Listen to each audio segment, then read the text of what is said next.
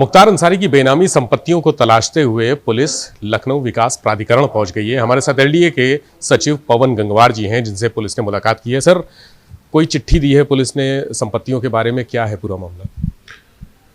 पहले तो enforcement directorate का एक पत्र आया था, तो उसके संबंध में जो सूचनाएं एलडीए के पास थी वो उनको प्रेषित की गई थी। उसके अलावा आजमगढ़ पुलिस के द्वारा कुछ सूचनाएं मांगी गई थी, वो भेजी गई थी। अभी एक मऊ जनपद से कुछ सूचनाएं मांगी गई हैं, उनको भी भेजा जा रहा है। तो एलडीए के द्वारा पूरा सहयोग करते हुए जो भी उपलब्ध सूचनाएं हैं वो उनको, जो भी जांच एजेंसियां हैं, सभी को उपलब्ध कराई जा रही हैं।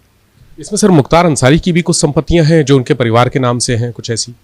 उनके परिवार के नाम की संपत्तियों का विवरण पहले भेजा गया है, और जैसे भी हम लोगों की जानकारी में आता है या पुलिस के द्वारा जो जानकारी चाहिए जाती है तो उसको हम लोग लगातार उनके साथ समन्वय करते हुए भेज रहे हैं। मऊ पुलिस ने कई फ्लैट की जानकारी दी है जो मुख्तार के करीबियों के हो सकते हैं। क्या अभी तक उसमें कुछ जानकारी मिली है कि कौन से करीबी हैं? एक फ्लैट के बारे में उन्होंने जानकारी चाहिए थी।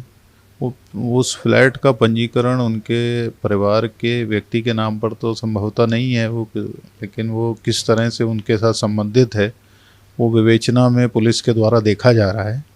उसके अलावा उस अपार्टमेंट का नक्शा कब पास हुआ और कैसे हुआ, और वो सारे विवरण जो भी पुलिस ने चाहे थे वो उनको उपलब्ध करा दिए गए हैं। ये सर जो संपत्तियां आपने उपलब्ध कराई हैं, क्या वो वैध हैं या अवैध हैं? वो बहुत सारी बातें तो पुलिस की विवेचना का विषय है, और पुलिस के इन्वेस्टिगेशन के बारे में टिप्पणी करना कई बार उचित नहीं होता है। लेकिन इशू प्राधिकरण के स्तर पर ही बड़ा सिंपल है कि बिना किसी भी लाग लपेट के जो भी हमारे पास जानकारियां उपलब्ध हैं वो उनको वस्तुतः जिस रूप में है उस तरह से उनको उपलब्ध कराई जा रही हैं। चूंकि मुख्तार अंसारी एक माफिया है, डॉन है, अपराधी है, तो ये कहा जा रहा है कि बहुत सारे फ्लैट और संपत्तियां उसने कम दाम में खरीदी हैं। क्या रजिस्ट्री में इस बात का जिक्र है, जो स्टाम्प शुल्क है पूरा जमा किया गया है?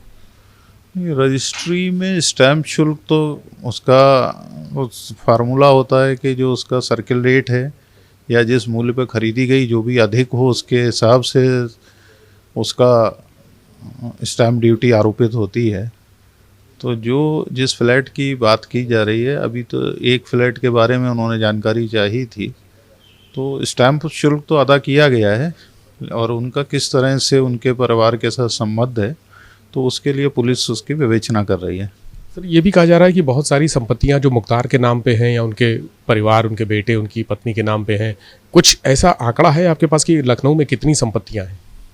नहीं, एग्जैक्ट उनकी संख्या बताना तो उचित नहीं है, संभव भी नहीं है। लेकिन जो प्राधिकरण के स्तर पर जो उपलब्ध जानकारी है, जैसे एक जो आपका एक पेट्रोल पंप का कुछ हिस्सा है जो चारबाग की रोड है उस पर जो पड़ता है, तो उस हिस्से को आजमगढ़ पुलिस ने उसके बारे में जानकारी चाहिए थी और उसको पुलिस के द्वारा सील भी किया गया है। उसी तरह एक निष्क्रांत संपत्ति का एक इशू था जिस पर प्राधिकरण के द्वारा वो कार्रवाई करते हुए ध्वस्तीकरण किया गया था। तो इस प्रकार जो भी लीगल कार्रवाई है वो प्राधिकरण के द्वारा की जा रही है। कोई कमर्शियल कॉम्प्लेक्स भी? अभी तो उस संबंध में इस तरह की जानकारी नहीं है, लेकिन अगर प्राप्त होती है तो आपको अवगत कराएंगे।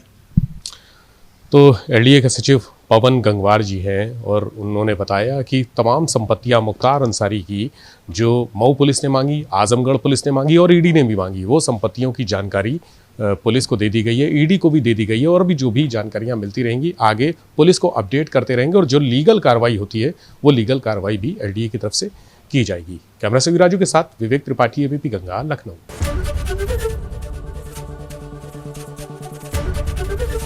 एबीपी गंगा, खबर आपकी, जुबान आपकी।